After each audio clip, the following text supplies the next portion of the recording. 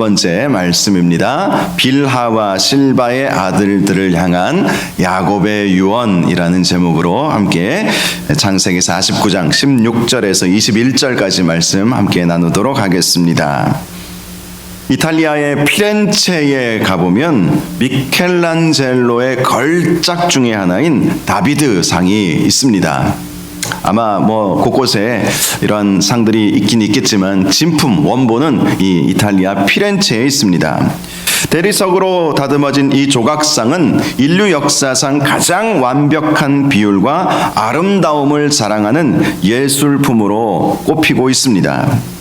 그런데 여러분, 이 다비드 상이 원래는 망친 돌이었다는 사실을 알고 계십니까? 망친 돌.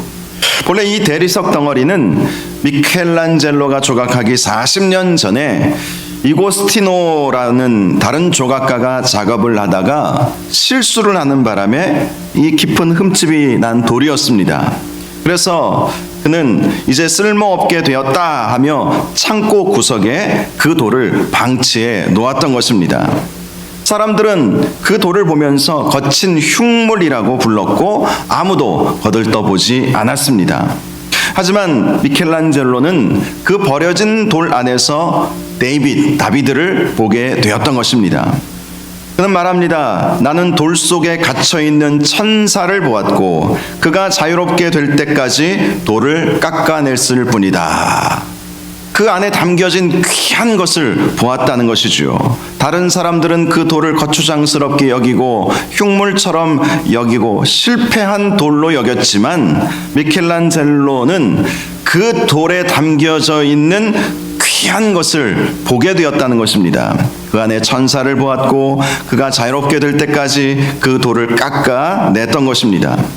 거장 미켈란젤로가 그 버려진 돌에 손을 대자 그 버려졌던 돌, 버림받았던 돌은 인류 최고의 걸작으로 다시 태어나게 되었던 것입니다. 그래서 다비드상, 아주 유명한 조각상이 되었던 것이죠. 우리 인생도 이와 같습니다. 세상의 기준으로 볼 때에 혹은 우리의 출신이나 배경으로 볼 때에 흠이 많고 부족해 보일 수가 있습니다. 때로는 우리 스스로도 생각해 보아도 실수투성이인 내 인생이 마치 버려져서 실패했기에 버려져서 방치된 돌처럼 느껴질 때도 있습니다. 그러나 우리 인생의 가치는 재료 그 자체가 아니라 그 재료를 빚으시는 분이 누구인가에 따라 달라지게 되는 것입니다. 전능하신 하나님의 손에 붙들리기만 한다면 세상에서 아무리 보잘것없는 돌덩어리 취급을 받는다 할지라도 그것은 아주 귀한 작품이 될 수 있다는 것이죠.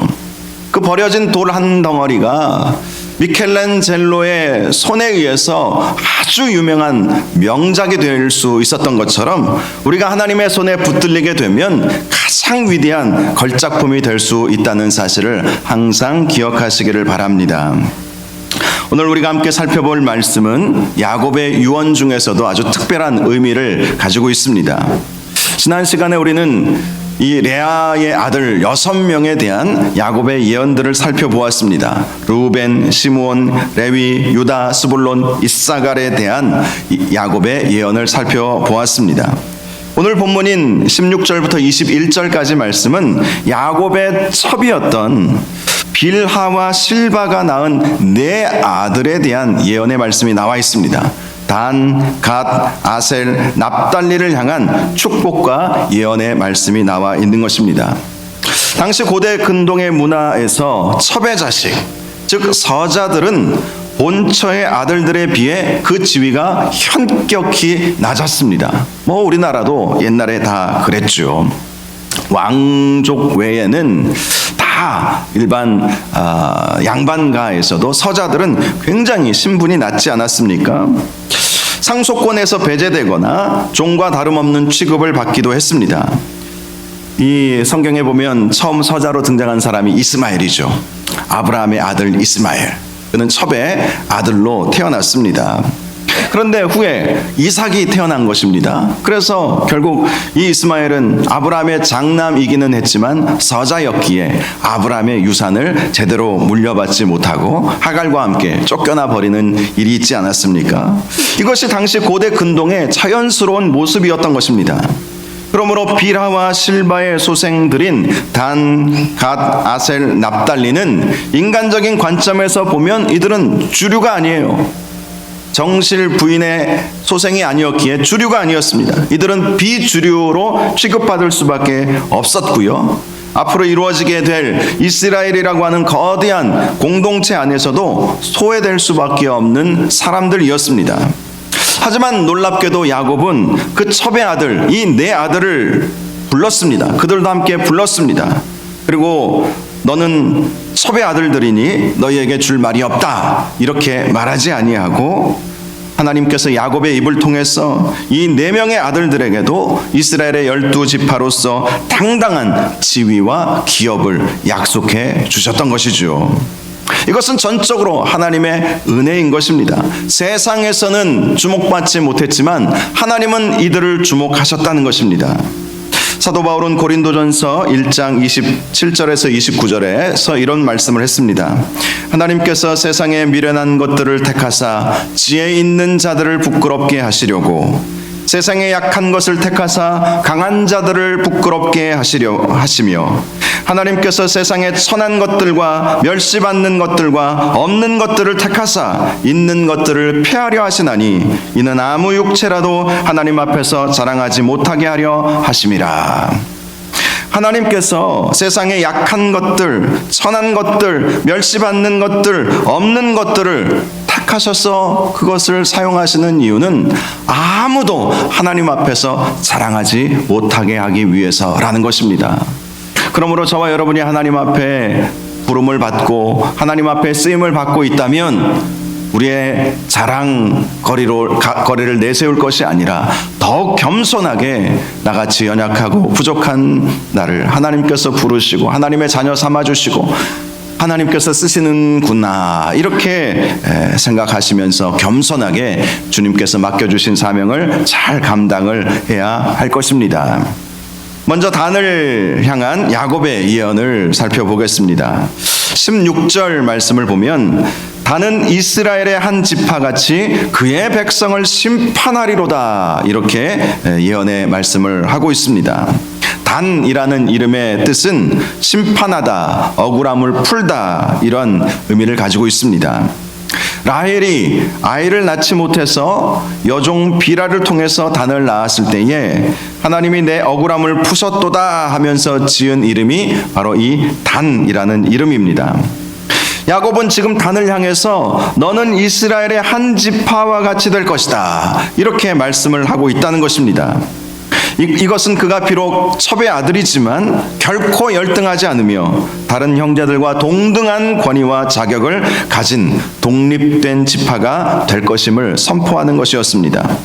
여러분, 하나님 나라에서 2등 시민이 있겠습니까? 오늘날 현 시대에는 1등 시민, 2등 시민 그렇게 구분을 짓는지 모르겠지만 하나님 나라에서는 결코 2등 시민이 있을 수가 없습니다. 예수 그리스도의 십자가 보혈로 구원받은 우리는 모두 다 왕같은 제사장이고 거룩한 나라라는 사실을 항상 기억하시기를 바랍니다. 그런데 이어지는 17절의 묘사가 매우 독특하죠. 단은 길섭의 뱀이요 샛길의 독사로다, 말굽을 물어서 그 탄자를 뒤로 떨어지게 하리로다, 이렇게 예언을 하고 있다는 것입니다. 여기서 뱀과 독사라는 표현 때문에 이 표현이 부정적인 것으로 느껴지기도 하지만 그렇지 않습니다. 이 표현은 전쟁에서의 전술적인 특징을 묘사하고 있는 것입니다. 단지파는 다른 지파에 비해서 적은 땅을 받았고 또 숫자도 작았습니다. 정면 승부로는 대적을 싸워 이기기가 어려웠던 이 작은 지파였습니다. 그러나 그들은 뱀처럼 은밀하고 지혜롭게 게릴라 전술을 통해서 적들을 무너뜨릴 힘을 가지게 될 것이다, 이렇게 예언을 해 주었던 것입니다. 실제로 사사기에 등장하고 있는 단지파 출신의 아주 유명한 사사가 있습니다. 누구인지 혹시 아십니까? 삼손입니다. 단지파 출신으로 아주 유명한 이스라엘의 사사 이 삼손이 단지파 출신이었어요. 그는 거대한 군대를 동원해서 승리한 것이 아니라 그의 지혜와 그의 능력으로 그 혼자서 블레셋을 공포에 떨게 했던 것입니다. 이것이 단지파가 가지고 있었던 저력이었던 것이죠. 그런데 여기서 우리는 매우 중요한 영적 교훈을 발견을 해야 합니다. 17절의 예언 직후에 야곱은 갑자기 문맥을 끊고 탄식하듯이 이렇게 기도합니다. 여호와여, 나는 주의 구원을 기다리나이다. 왜 갑자기 야곱이 여호와의 구원을 기다린다고 말했을까요? 이것은 단지파의 미래에 도사리고 있는 치명적인 위험을 보았기 때문이었습니다. 뱀과 독사 같은 지혜와 능력은 적을 물리치는 도구가 될 수 있겠지만 동시에 그 교활함은 자기 자신을 망치는 독이 될 수 있기 때문이었습니다. 사실 그래요.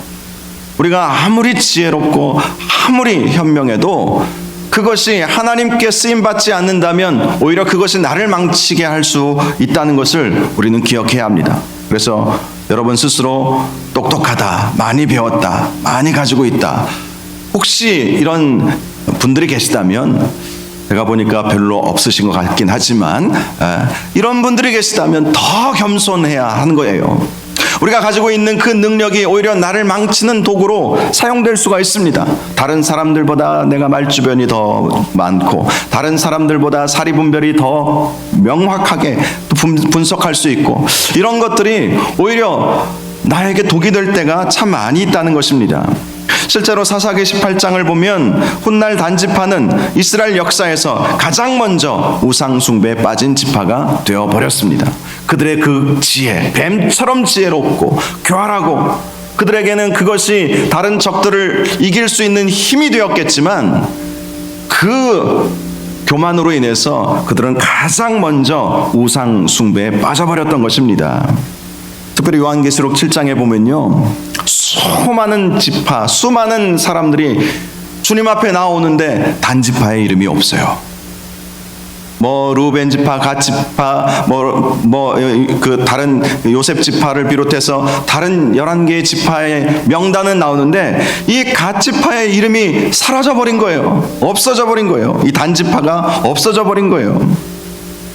인침받은 12지파의 명단에서 이 단지파의 이름이 빠져 있다는 것은 참으로 두려운 경고라는 것입니다. 야곱은 영안을 열어서 단지파의 탁월함 뒤에 숨겨진 이 영적 위기를 감지했던 것입니다. 인간적인 지혜, 삼손과 같은 괴력, 뱀과 같은 전술, 이 모든 것이 있었어도 하나님이 붙들어 주시지 아니하면 결국 넘어질 수밖에 없다. 이것을 보았던 것이죠. 그래서 야곱이 외친 것입니다. 이 단에게 축복하면서 여호와여, 나는 주의 구원을 기다리나이다. 주님밖에 없다는 거예요. 단 지파가 아무리 탁월하고 아무리 지혜롭고 아무리 힘을 가지고 있어도 여호와께서 구원하여 주시지 아니하면 아무것도 이룰 수 없다라는 것입니다. 이 여호와여, 나는 주의 구원을 기다리나이다 라는 이 말씀에서 구원을 히브리어로 예슈아라고 그렇게 씁니다. 그 단어를 씁니다. 이 말의 의미가 아주 의미가 있죠. 나는 예수님을 기다립니다 라는 고백과도 같다는 것입니다. 우리 인생도 마찬가지입니다. 우리에게 남다른 재능이 있고 뱀과 같은 지혜가 있고 성공할 수 있는 능력이 있어도 여호와의 구원이 없으면 그 모든 것은 헛된 것이 되고 말 것입니다. 오히려 나의 그 능력이 나를 교만하게 하여서 우상의 길로 인도할 수밖에 없다는 것을 기억해야 합니다. 우리의 이름이 생명책에서 지워져 버릴 수도 있다. 항상 이런 경각심을 가지고 나의 힘, 나의 능력, 나의 지혜를 의지하면서 사는 것이 아니라 여호와 하나님밖에 나의 구원을 이루어 주실 분은 없습니다. 오직 하나님만을 바라봅니다. 나의 능력을 의지하지 않겠습니다. 하나님만을 의지하겠습니다. 이렇게 살아야 할 것입니다. 이것이 겸손한 신앙인의 자세인 것입니다. 다음은 갓에 대한 야곱의 예언의 말씀입니다. 19절을 보면 갓은 군대의 추격을 받으나 도리어 그 뒤를 추격하리로다 라고 말씀을 합니다. 갓은 실바의 아들이었습니다.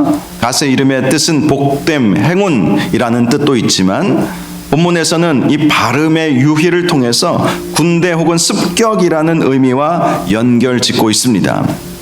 역사적으로 갓 지파는 요단 동편 길르앗 땅, 이 요단 서편 땅, 요단강을 건너서 있는 땅을 요단 서편 땅이라고 부르고요. 요단강을 건너기 전에 이전에 모압 땅을 요단 동편 땅, 다른 말로 길르앗 땅이라고 그렇게 불렀는데요.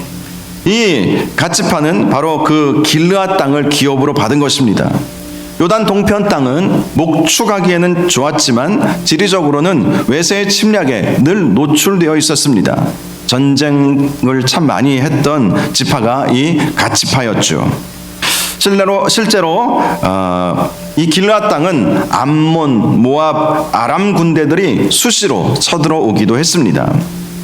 야곱의 연대로 갓 지파는 끊임없이 추격을 받았던 것이죠. 추격을 받았던 것입니다. 갓은 군대의 추격을 받으나 실제로 갓 지파는 계속해서 여러 외세로부터 추격을 받았던 것입니다. 우리 성도들의 삶도 이럴 때가 참 많죠. 우리가 세상에 속하지 않고 하나님의 편에 속했다는 이유만으로 사탄은 우는 사자와 같이 우리를 공격하고 추격할 때가 많이 있습니다. 때로는 질병이 우리를 추격하기도 합니다. 질병에 안 걸리려고, 안 붙잡히려고 그렇게 발버둥 치지만 어김없이 나이가 들어가면 들어갈수록 질병에 시달리기도 합니다. 때로는 가난이 우리를 추격해 옵니다. 우리가 좀 잘 살고 싶은데 그러나 우리가 경제적으로 늘 넉넉한 삶을 살지 못할 때가 많이 있지 않습니까? 때로는 관계의 갈등이 군대처럼 우리를 추격해 올 때가 있습니다. 이처럼 갓 지파의 삶은 고난한 전투의 연속이었던 것입니다. 그러나 야곱의 예언이 여기서 끝나지 않았죠. 도리어 그 뒤를 추격하리로다. 여기에 은혜가 있는 것 아니겠습니까? 우리는 늘 공격당하는 것처럼 보이고 악한 마귀가 우리를 추격해오는 것처럼, 우리는 늘 쫓기는 것처럼 그렇게 생각될 때가 있습니다. 그러나 갓에게 주신 이 예언의 말씀, 도리어 그 뒤를 추격하리로다. 할렐루야. 도리어 그 뒤를 추격하리로다. 처음에는 밀리는 것 같고 공격당하는 것 같지만 결국은 전세를 역전시켜서 승리하게 될 것이라고 말씀하고 있는 것입니다. 저와 여러분이 바로 이러한 갓 지파에게 주어진 예언의 말씀이 이루어질 수 있기를 바랍니다. 우리는 때로는 넘어집니다. 실패한 것처럼 보일 때도 있습니다. 내가 계획한 것 제대로 이루며 살지 못한 것처럼 느껴질 때가 있습니다. 그러나 오히려 다시 전세를 역전시켜 나갈 수 있게 된다는 사실을 여러분 기억하시기 바랍니다. 시편 37편 24절은 이런 말씀을 합니다. 아주 엎드러지지 않으면 여호와께서 손으로 붙드심이라. 우리가 넘어져서 엎드러질 수 있어요. 그러나 아주 엎드러지지 않으면 여호와께서 우리를 하나님의 그 손으로 붙들어 주시기에 다시 우리를 일으켜 세워 주신다는 거예요. 살다가 넘어질 때가 있어요. 뒤로 자빠질 때가 있어요. 그런데 하나님께서 우리의 손을 붙잡아 주신다고 말씀하고 있습니다. 갓 지파 출신의 유명한 인물인 입다를 보면 그는 기생의 아들로 태어나 형제들에게 쫓겨난 자였습니다. 그러나 나중에 이스라엘을 구원하는 큰 용사가 되었죠. 또 역대상 12장 8절을 보면 다윗이 사울에게 쫓길 때 가장 용맹스럽게 다윗을 도와주었던 용사들이 바로 이 갓 지파의 사람들이었습니다. 사랑하는 여러분, 지금 군대의 추격을 받는 것과 같은 고난 중에 계십니까? 결코 두려워하지 마시기 바랍니다. 하나님은 여러분을 갓 지파와 같이 반격의 용사로 부르셨음을 믿으시기를 바랍니다. 로마서 8장 37절에서 우리를 사랑하시는 이로 말미암아 우리가 넉넉히 이기느니라 이렇게 말씀하고 있습니다. 넉넉히 이기느라. 여러분, 우리가 쫓기는 것 같아도 하나님이 우리를 붙잡아 주시면 넉넉히 이기게 된다는 사실을 꼭 믿으시기를 주님의 이름으로 축원합니다. 다음은 아셀에 대한 예언이죠. 20절을 보면 아셀에게서 나는 먹을 것은 기름진 것이라 그가 왕의 수라상을 차리리로다 라고 말씀을 하고 있습니다. 아셀이라는 그 이름의 뜻이 기쁨, 행복이라는 이름의 뜻이에요. 제가 부산에서 사역했을 때 어떤 실한 집사님이 식당을 하나 냈는데 식당 이름이 아셀로 지었어요. 아셀. 그분은 이 의미가 무엇인지 알았던 것이죠. 그 식당에 오면 기쁘고 행복해진다.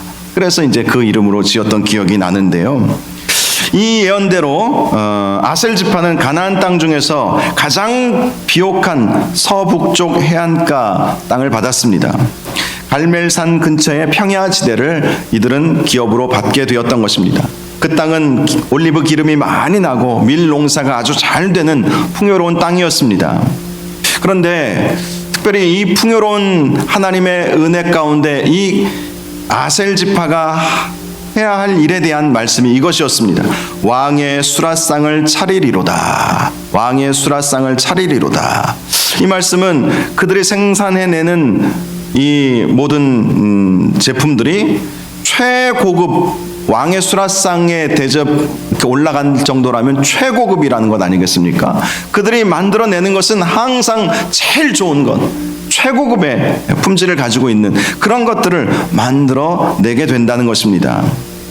이 예언의 말씀은 하나님께서 자기 백성에게 주시는 물질적인 축복과 공급하심을 의미하는 것입니다.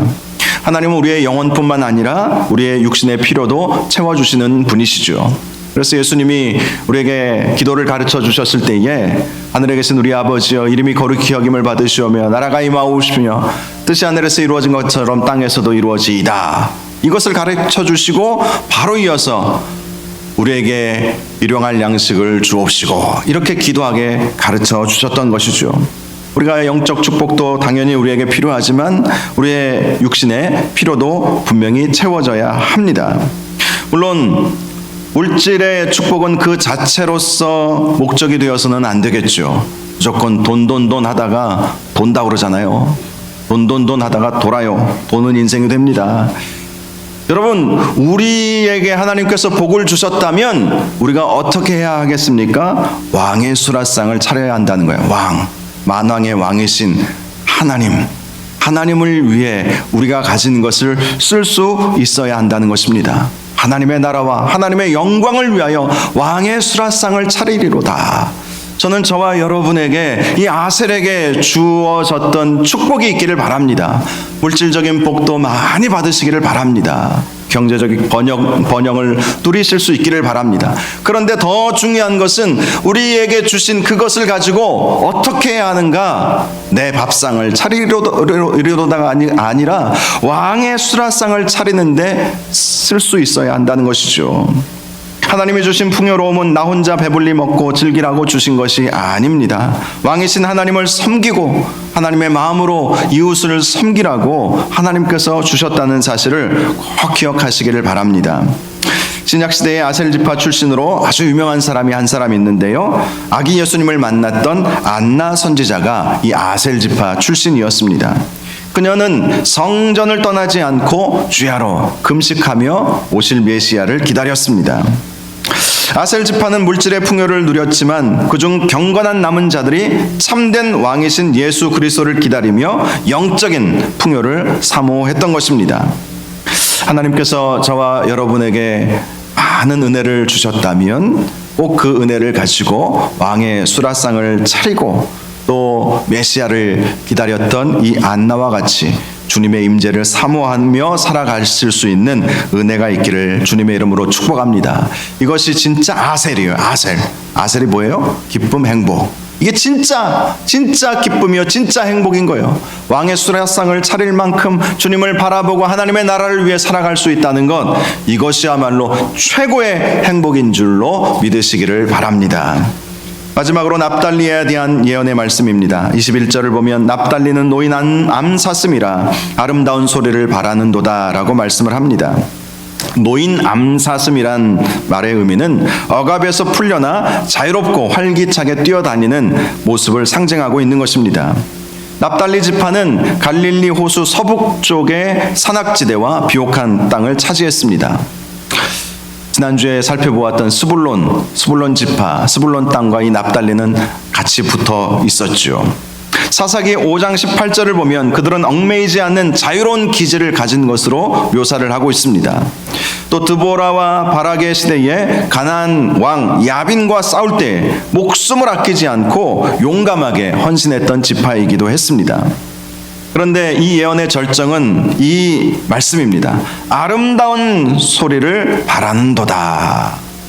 이 납달리 땅에서 아름다운 소리가 바라여진다는 것입니다.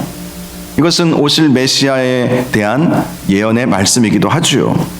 이사야서 9장 1절에서 2절 말씀을 보면 옛적에 여호와께서 스불론 땅과 납달리 땅이 멸시를 당하게 하셨더니 흑암에 행하던 백성이 큰 빛을 보게 되었다라고 말씀을 하고 있습니다.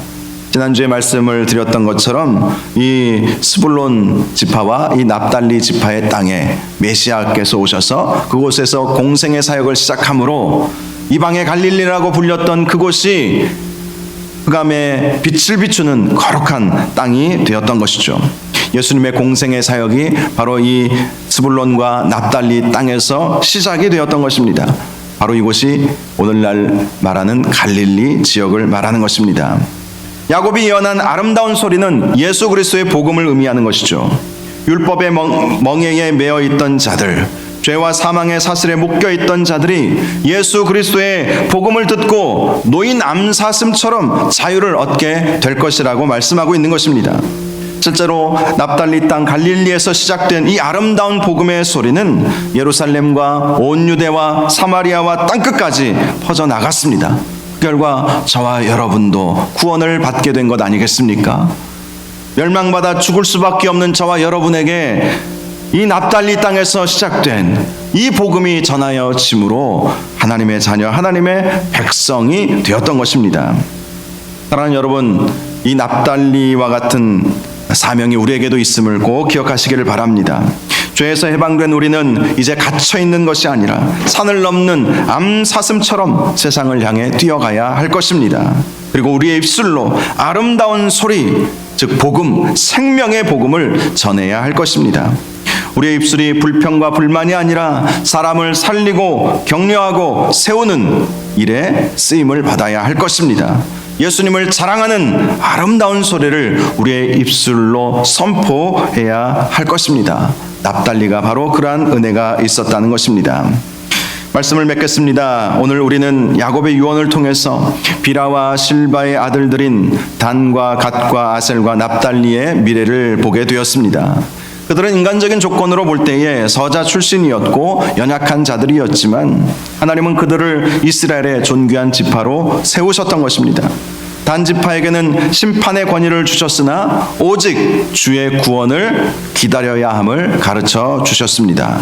갓 지파에게는 군대의 추격을 받으나 최후 승리를 얻을 것임을 약속하여 주셨습니다.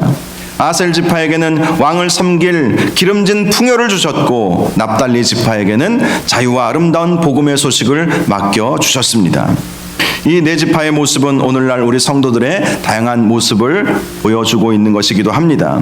어떤 분은 갓 지파처럼 치열한 영적 전쟁터에서 고군분투하고 계실 것입니다. 또 어떤 분은 아셀 지파처럼 하나님의 풍성한 공급하심을 경험하며 사실 것입니다. 또 어떤 분은 납달리 지파처럼 복음을 들고 열방으로 뛰어가고 계실 것입니다. 그런데 우리가 공통적으로 붙들어야 할 핵심 말씀이 있습니다. 바로 18절 말씀, 야곱이 토해내듯이 고백한 그 말씀, 여호와여 나는 주의 구원을 기다리나이다. 여호와여 나는 주의 구원을 기다리나이다. 하나님 없이는 우리는 한순간도 살아갈 수 없습니다.